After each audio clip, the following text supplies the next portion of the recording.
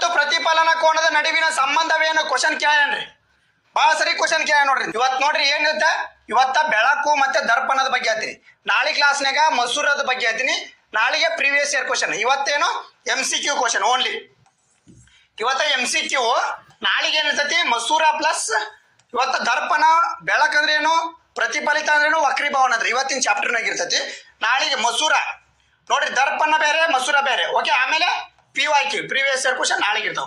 But ಈ question ಬರ್ರಿ, ಅದನ್ನ ಬಿಡ್ರಿ, ಇದನ್ನ ಬಿಡ್ರಿ, ಈ ಕ್ವಶನ್ ಬರ್ರಿ. ನೋಡ್ರಿ, ಪತನ ಕೋನ ಮತ್ತು ಪ್ರತಿಫಲನ ಕೋನದ ನಡುವಿನ ಸಂಬಂಧವೇನು ಹೇಳ್ರಿ.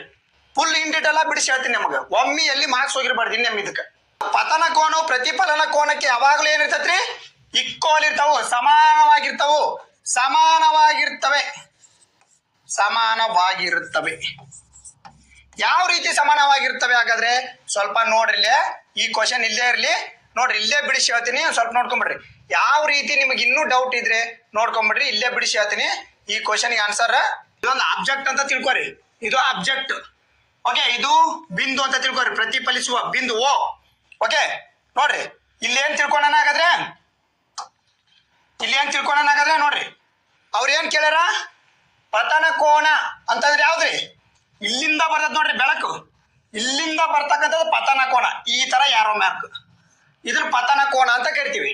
ಆಮೇಲೆ ಪ್ರತಿಫಲಿತ ಕೋನ ಅಂದ್ರೆ ಯಾವ್ದ್ರಿ, ನೋಡ್ರಿ ಪ್ರತಿಫಲಿತ ಕೋನ.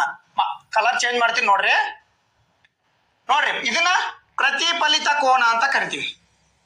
ಇದನ್ನ ಎಂತ ಕರಿತೀವಿ, ಪ್ರತಿಫಲಿತ ಕೋನ. ನೋಡ್ರಿ ಈ ತರ ಸಿಂಬಲ್, ಇದು ಈ ಕಡೆಗೆ ಹೋಗುತ್ತೆ.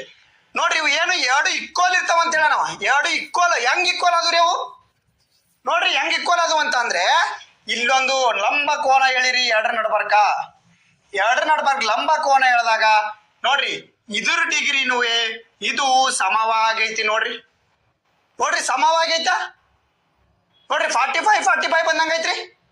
ಏನ್ 15 ಇರ್ಬೋದು, ಒಟ್ಟು ಸಮವಾಗಿರ್. ನೋಡ್ರಿ ಪತನ ಕೋನ ಅಂತ ಇದಕ್ಕೆ ಕರಿತೀವ್ರಿ, ರೇ ಆಫ್ ಇನ್ಸಿಡೆಂಟ್ ಪತನ ಕೋನ ಅಂತೇಳಿ ಇದಕ್ಕೆ ಕರಿತಕ್ಕಂಥದ್ದು ನಾವು.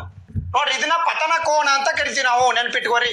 ಇದನ್ನ ಯಾವ ಅಕ್ಷರದಿಂದ ಕೂತಿಸ್ತೀವಿ ಅಂದ್ರೆ ಐ, ಸ್ಮಾಲ್ ಐ. ಪ್ರತಿಫಲಿತ ಕೋನ ರಿಫ್ಲೆಕ್ಟ್ ರೇ, ಸ್ಮಾಲ್ ಆರ್. ನೋಡ್ರಿ ಎರಡ್ರದ್ದು ಆಂಗಲ್ ಏನೈತಿ, ಸೇಮ್ ಐತಾ, ಇದ್ರ ಆಂಗಲ್ ನೋಡ್ರಿ ಡಿಗ್ರಿ ಸೇಮ್, ನೋಡ್ರಿ ಡಿಗ್ರಿ. ಅದಕ್ಕೋಸ್ಕರನೇ ಪತನ ಕೋನ ಮತ್ತು ಪ್ರತಿಫಲಿತ ಕೋನ ಯಾವಾಗಾದ್ರೂ ಇಕ್ವಲ್ ಇರ್ತಾವಂತಾನೆ ಅದನ್ನ ಹೇಳ್ತಕ್ಕಂಥದ್ದವ್ರು.